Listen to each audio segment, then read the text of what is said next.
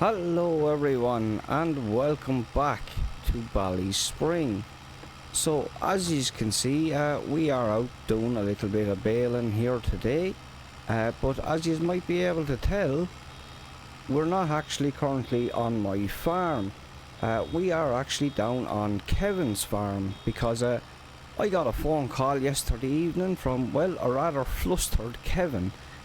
He rang me because, well, basically he was out baling down at his other farm yesterday evening, and he said he was just about finished. He said you couldn't credit it. He said he was coming just to the end of the last row when all of a sudden the baler started making a pretty horrid banging noise on him, and he said at that point he said he had to stop, and he got his local mechanic lad down to look at it, and whatever was gone on it, it was going to be a few days before they could get it fixed. So yeah, he ended up ringing me wanting to know was there any chance I could maybe come down and get this baling done for him, and I said, you know, that was no problem at all. So yeah, we came down here first thing there this morning, well, as soon as conditions allowed for it. We didn't want to start too early in case there was any sort of dew down, but there wasn't really much of a dew down anyway, so just make sure that pickup is down. Yeah, and yeah, so like I said, we came down there around 10:30 or that this morning, and we've been baling away there all morning. He's had 4 bales or 4 fields he wants me to do, and this is the third of those. We had one directly actually back out across that way, and he has a good crop on him anyway, because I think there was 34 bales in that field. We had 16 in one up there. I'd say we'll probably quite easily pull another 30 off this field, and he has a little small paddock up there as well that will probably yield another 7 or 8 bales, I'd say, probably fairly handily enough. So yeah, there should be a pretty good little payday in this for us, to be honest. I'm not charging them too much. You know, if I was mowing and baling, I'd probably be looking to get about 14 a bale, but seeing as we're only baling, I'm just charging them about 7 a bale, you know, which is still on the cheap end of things. A lot of lads nowadays, they be looking for 9 or if not 10 euro a bale in a lot of cases, especially with a lot of the bigger balers and the bigger machinery. It obviously becomes you know, more expensive to run. We have an older baler, of course, and the bales produced out of this tend to be a little bit smaller. It doesn't bale in quite as much material before she spits one out, which is also why I tend to charge a little bit less per bale. But it should even out in the end to where we should be earning roughly around the same money, even though it ends up going to be slightly more work for the farmer, because obviously he has to transport more bales. So I think we'll get on to one of these middle rows here now. We might as well get him cleared. But the next thing I was going to talk to you about there is our own grass. So our own grass is still a little bit a ways away from being ready. Some of the grass is ahead of some of the other. I would say probably 4 of our fields are maybe a week and a half to 2 weeks away from being ready to cut. That would be our field down at the back of Wes's dealership. I think I'm just going to call that Wes's field, to be honest, which is because it just makes it handier to identify.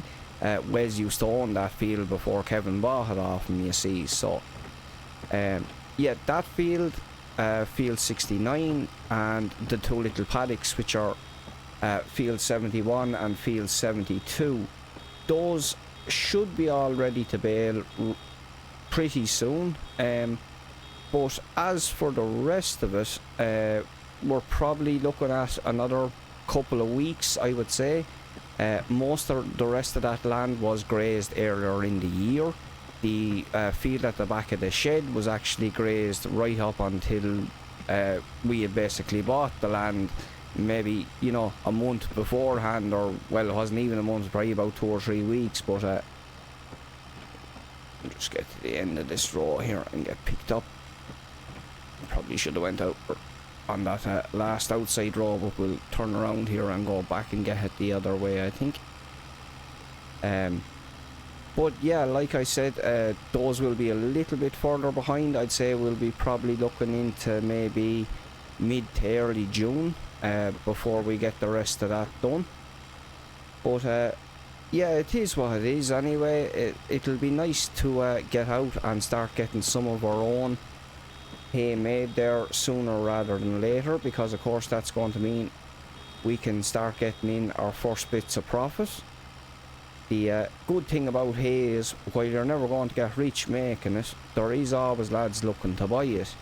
You know, whether lads have a good year or a bad year, they're always looking for hay no matter what. So yeah, like I said, I'm hopeful we should be able to shift our hay there relatively quickly, but sure, we'll see what way it goes anyway. All we can do is really wait and see.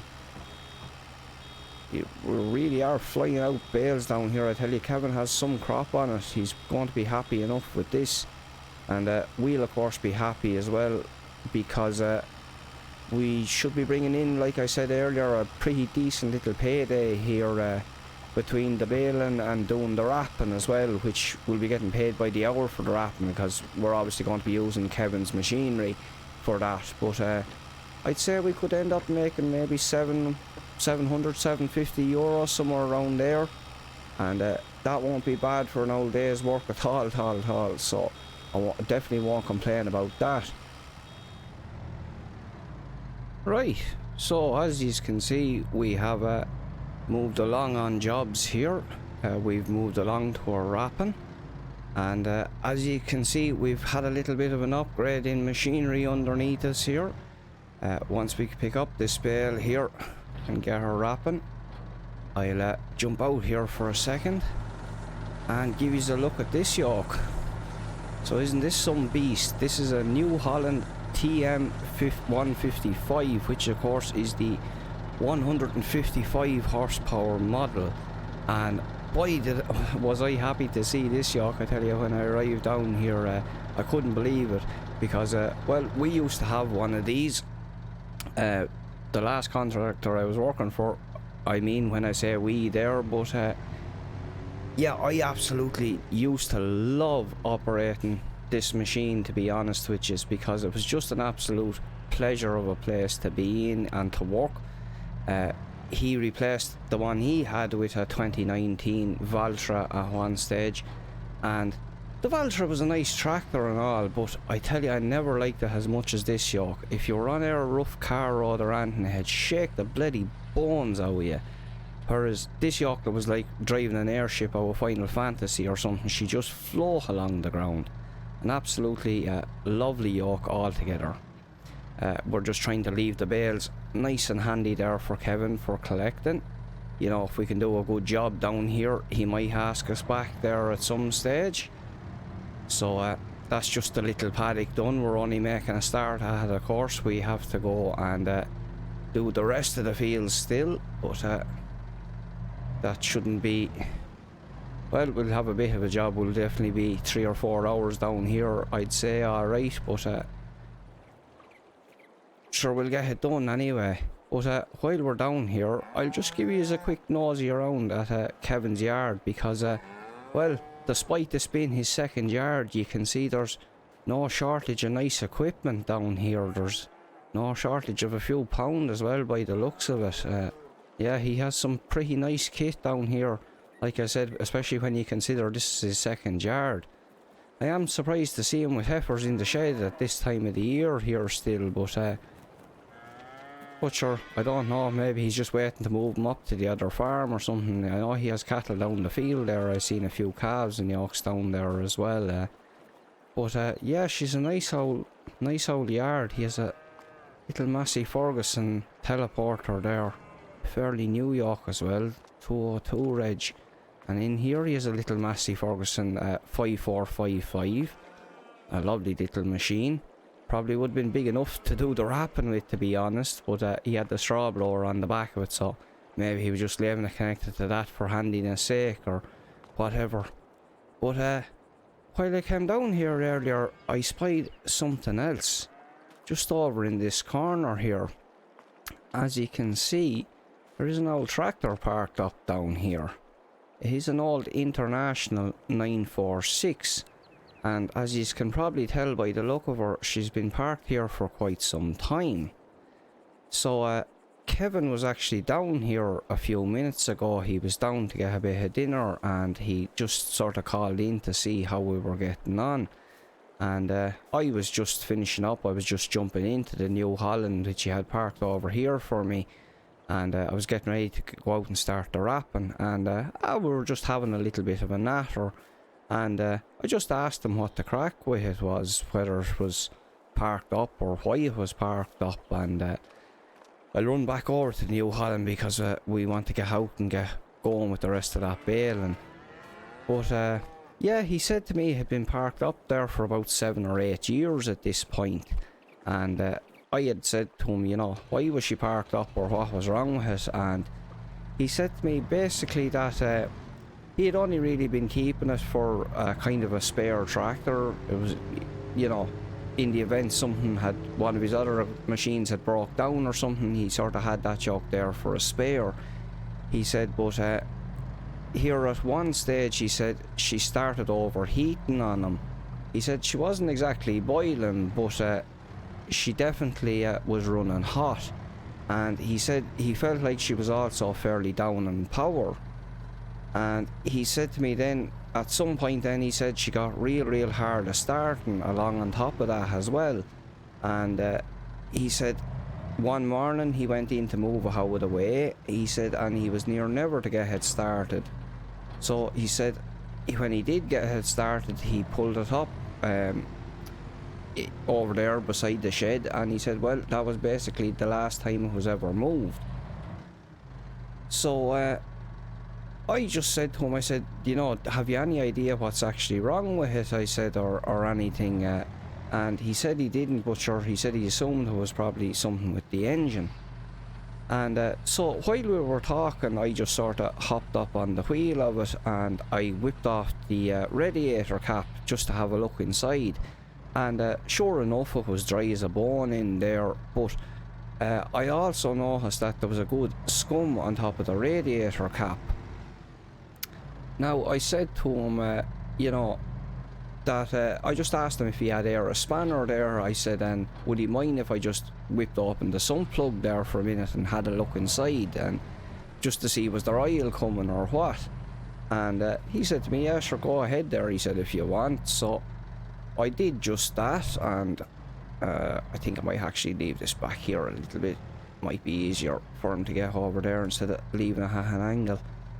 But yeah, he'd said to me to go for it, so we got a spanner anyway and we cracked it open, and I didn't even have to take the sun plug out the whole way before sure enough there was water coming, which is you know, a surefire sign that the old head gasket has gone on it. And you know, I said to him, there's your problem anyway. I says, your old head gasket's cooked. And he says to me, oh, you know a bit about him, do you? And I said to him, you know, I says I do. I said I was working there as a mechanic, I says, a long time ago before I started doing the contracting more full time. I said, so I had a bit of experience with him. And he said to me, I suppose this is where the part, he says, where he offered me a bucket of money for it. And I started laughing at him, and I says, well, I says, I don't know about a bucket load of money, but he says, I might offer you a small bowl of money for it. I says, I said to him, well, do you think, I said, if I was looking to buy it around, I said, would you be looking to sell it? And he says to me, well, sure, look, he says, it's nothing more than an ornament sitting around here at the moment. He says, and sure, I suppose I would sell it. He says, what would it be worth? And I says to him, God, I says, I don't really know, Kevin. I says, I'd have to go and, you know, look it up online and try and get a rough idea. And he says to me, well, sure, he said, would it be worth 3.5 grand to you? And I sort of paused because I was a little bit steep, to be honest with you. But I said to him again, I said, Jez, Kevin, I don't know. I said, that might be a little bit steep. I says, I said, I'd have to look and get a better idea there online just to see what they're making.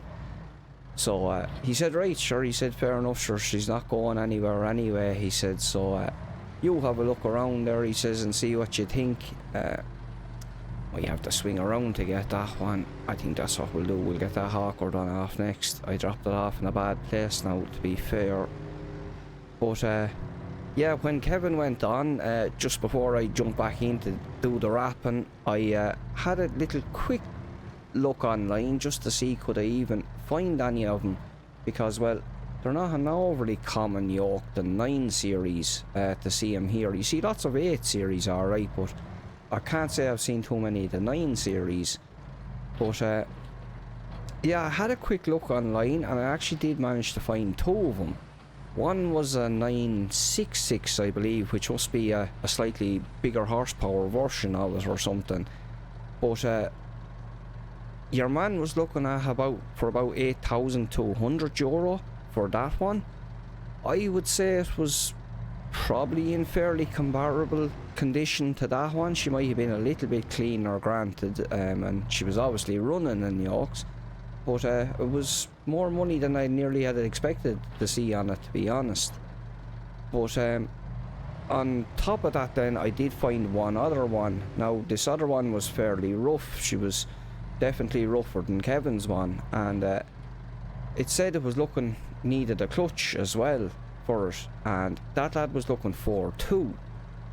So, you know, maybe Kevin is not too far off in his price of 3,500. I definitely would like to get a little bit cheaper, no doubt, but you know, looking at it there, looking at what it might be worth, maybe somewhere in the middle. Let's say it might be worth 7,500, in or around there. Well, if we could get that for even 3.5, and I'm not saying I am going to pay 3.5 for it, because I still do think that's a little bit steep, but let's just say we did pay 3.5 for it. If it is only the head gasket that's actually gone on it, well, you know, you'd probably get a head gasket kit there for probably, what, 3, maybe 400 euros. And, well, you know, I do the work on it myself, so there's obviously going to be no labour involved in that. Now, you'd probably want to get other bits for it too, you know. You'd be talking about getting service bits for it, an oil filter, air filter, fuel filter. We'd want a flush for the engine and the coolant system. We'd want to get oil, of course, and coolant as well, which are also going to be fairly expensive. So, you know, you'd be probably looking at spending at least the guts of $1,000 on it there, I'd imagine, anyway. And, you know, that's presuming there's nothing else wrong with it.